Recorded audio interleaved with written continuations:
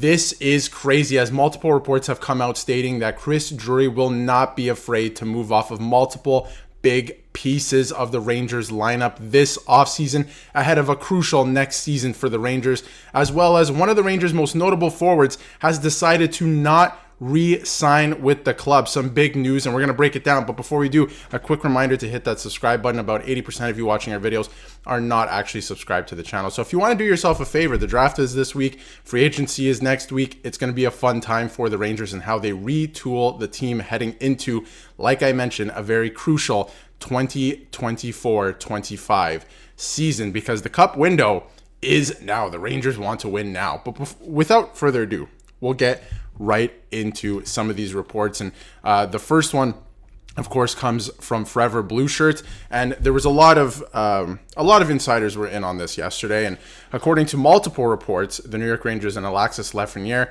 won't be working on a contract extension this offseason. Now, his contract doesn't expire until next offseason, but they could be working on an extension right now. But both parties have decided not to go down that route, and obviously it goes further into saying that Lafrenière is coming off a breakout season, which is absolutely true. He was brilliant in the playoffs.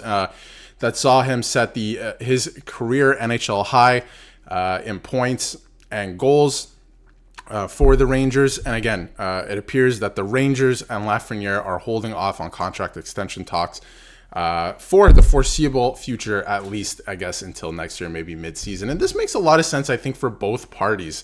If the Rangers were to lock up Lafrenière right now, and he ends up, kind of taking another dip next season, it would be that would be a bad scenario. That would be really, really unfortunate, right? But on Lafreniere's side of things, I think he still wants to show the Rangers he's worth even more than what he's worth right now, whatever that possible contract extension could look like. I think he wants to have another prove-it year. I think he wants to put together another really, really good regular season. I think he wants to, outshine himself from even last year. And then again, he wants to perform and prove himself in the playoffs next year, because his coming out party really came in the playoffs to me. He was brilliant in the playoffs, okay? He was really, really good. And, it's very, very interesting to see that the Rangers don't want to lock up from the Rangers side of things, I wonder if you do want to lock him up, because based on what we've seen, he is catching some steam, all right? He is putting some good seasons together now, and it looks like an actual first overall pick, when before it looked like they were going to have a hard time developing him, but now he looks like he has arrived. So on the Rangers side of things, it's very interesting. Maybe right now you could lock him up for a little bit less, but we'll have to see how the next season goes. It's very, very interesting to me, and he had a great season. And again, this is from Vince. It should be a busy few weeks for the Rangers, of course, with free agency coming up. But one item I'm not expecting them to check off the list is an extension for Alexis Lafrenière. He is eligible for a new deal on July 1st of this year, but of course will not be signing that extension. And this is from Elliotte Friedman on 32 Thoughts as well, giving some of his insight. I always believe that if you're an organization and you believe somebody is a core part of your team, you sign them as early as you can for as long as you can. And that, of course, is from Elliotte Friedman. But this is one of those situations where I can see everybody agreeing to wait. If the Rangers are at all unsure here that this is what he really is, or the agent says, I want to give my guy more of a runway to show that he might be worth even more, this is one of those situations where I can see two sides deciding to wait and see what they really got here. And that's kind of what I was touching on just a second ago, that I think it makes sense for both parties to a degree, that if the Rangers were to lock him up now, right, what if he falls off a little bit? And I think Lafrenière as a player and his agent, of course, are saying, watch this next year. We're going to put together a real heater of a season. It's going to be a lot of fun to watch, and we'll get into some of his stats as well. And again, from Vince, like I mentioned, all indicators are that the two sides will hold off negotiations until next summer, when he will be due for a contract extension. If you look at his numbers, I mean, last year he put together a pretty good season compared to seasons in the past and what we thought he was going to turn into. Still, obviously, very young, right? He's going to be 23 this year. He's putting together pretty good seasons. He has 57 points in 82 games last year, almost a 30 goal scorer, which I would suspect that he's going to hit that mark at some point, maybe even as soon as this year. and his time on ice as well. Like, he's taking on more of a role with the team, which is good to see, even though he is still a relatively young player. Good to see. But shifting gears, something else that was pretty interesting to me as well, moving away from Alexis Lafrenière, is the Jacob Trouba saga. Will he stay a New York Ranger? Will he not? This is from NYR. Larry Brooks, who probably has the closest relationship with Drury out of any beat reporter that covers the team, suggests that the Rangers are keeping Trouba on the fact it makes them more menacing, but doesn't mention the fact that he was on the ice for 47% of the goals against in the final 2 rounds of the playoffs. Seems like Rangers and Drury working hard to convince the public that Trouba is worth keeping. There's a lot of fan reaction to this as well. People don't want to keep Trouba.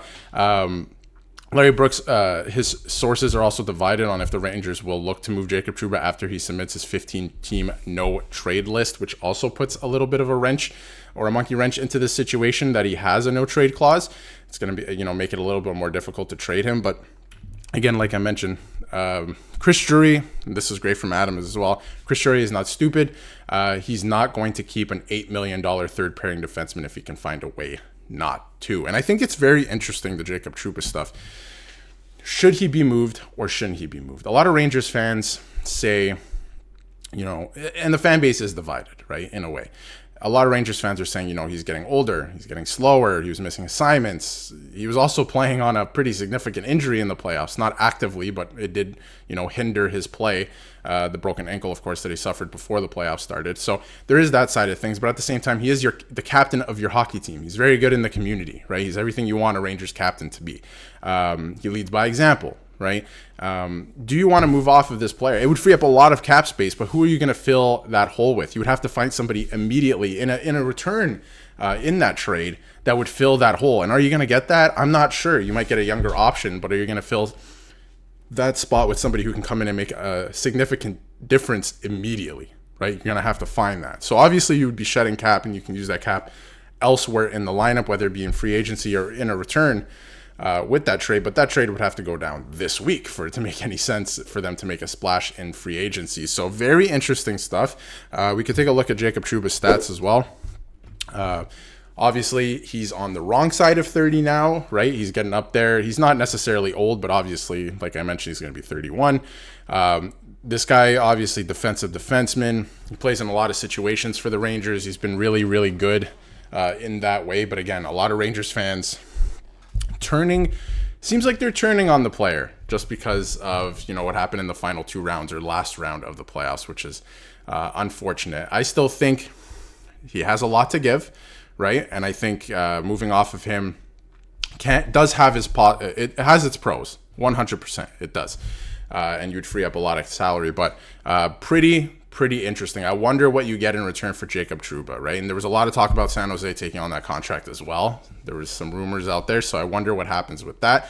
But it's going to be interesting heading into the draft. If a trade gets done, it's going to be this weekend at the draft, whether it's Trouba, Kakko. There's a lot of options, and I think Drury's not going to shy away, like mentioned before, not going to shy away from making a trade. He is not stupid, like Adam says here. If he can find a way, he will make that trade. He will make the team better. So going to be fun to watch this weekend at the draft. And if you haven't yet, hit that subscribe button so you can stay up to date with everything New York Rangers.